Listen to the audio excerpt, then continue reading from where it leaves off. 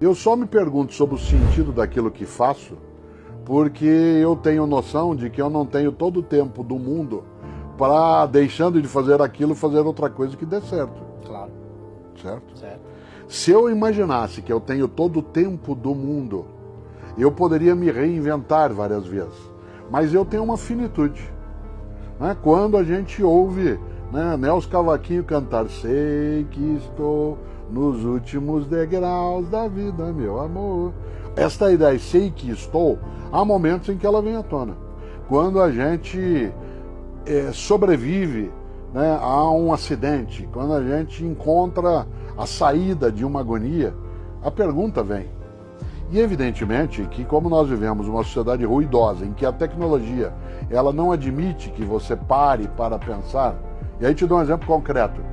Não existindo mobile há 30 anos, se eu ficasse agora até numa fila, num banco, ou se eu ficasse agora num outro lugar, parado, não tendo nada para fazer, e portanto não tendo que consultar para ocupar a minha mente ociosa, eu tinha duas alternativas. Uma, conversar com quem estava perto, e portanto ter um contato maior. A segunda era ficar pensando sobre a minha vida. Qual é o momento que eu, Cortella, uso para meditar? Você imaginaria, né? Alguém da área de filosofia para algumas vezes ao dia e fica quase que dentro de um modo monacal, né, pensando. Não, viagem de avião. Eu sempre viajei muito, quase todos os dias, o período pandêmico restringiu isso ao máximo, mas uma viagem de 3, 4 horas, por exemplo, né, dentro do Brasil, em que eu possa colocar o meu fone de ouvido, e eu o faço, né, e eu deixo sem nada, sem música alguma, apenas para diminuir o ruído que está em volta.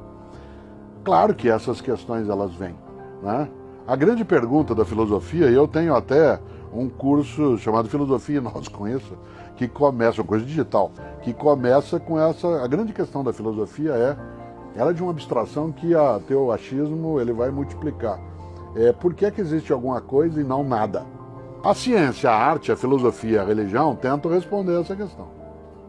A ciência, a arte, a filosofia e a religião passam o tempo todo em busca de algo que dê sentido, no duplo, né, conceito, sentido como significado e sentido como direção.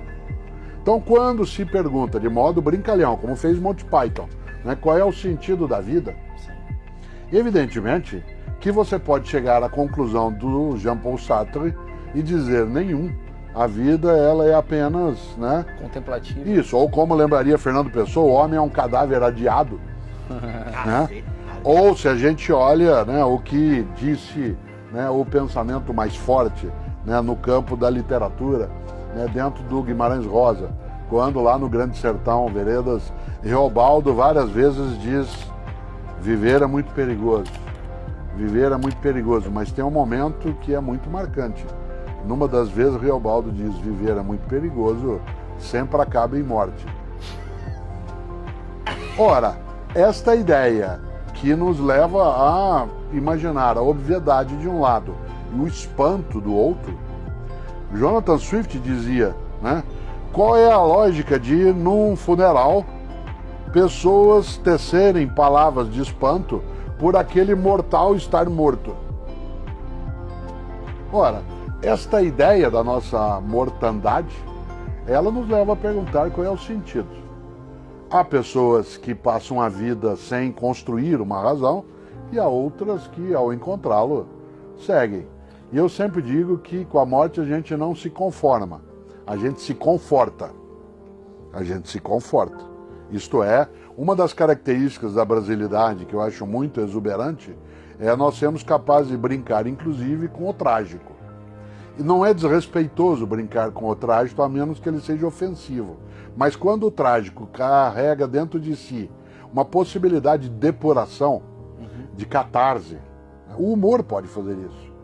Quando o humor ele não é ofensivo, mas ele é capaz. E o que eu chamo de ofensivo é aquilo que diminui outra pessoa sem que haja da parte dela concordância.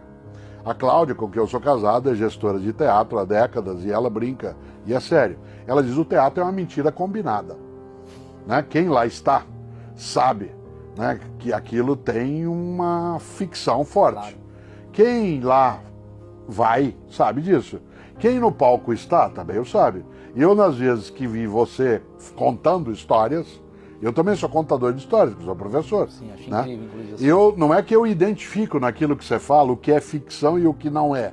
É que eu não preciso identificar. Uma das coisas gostosas é que eu seja capaz de me entregar a uma apresentação, né, dentro de um espaço teatral, não fingindo que eu acredito, acreditar que eu estou fingindo que aquilo é verdade. Né? E nessa hora, é claro que nós temos que imaginar que a nossa existência ela tem algum sentido. Né? Há uma frase antiga, eu não consigo lembrar a autoria agora, mas depois, né, eu vou procurar para mim mesmo até, não só, que é assim: se Deus existe, quem é Ele? Se Deus não existe, quem somos nós? Eu, Cortella, costumo dizer, Deus não é impossível, ele é improvável. Isto é, eu não tenho como provar que sim nem que não. Mas eu não digo que é impossível, porque inclusive seria estranho. Sim. Né? Dezenas e dezenas de coisas na nossa existência, elas se assimilariam ao impossível. Há uma década, há 10 décadas, quando eu olho o Capitão Kirk, né, no Star Trek, Jornada nas Estrelas, que eu vi na televisão, tendo de se comunicar com o Sr. Spock, usando um flip, que fazia piriri, e aí ele falava, e que não tinha imagem, a gente achava aquilo uma coisa inacreditável. Aí dizia assim, um dia vamos fazer algo que você mostre também a imagem. Você diz, isso é impossível.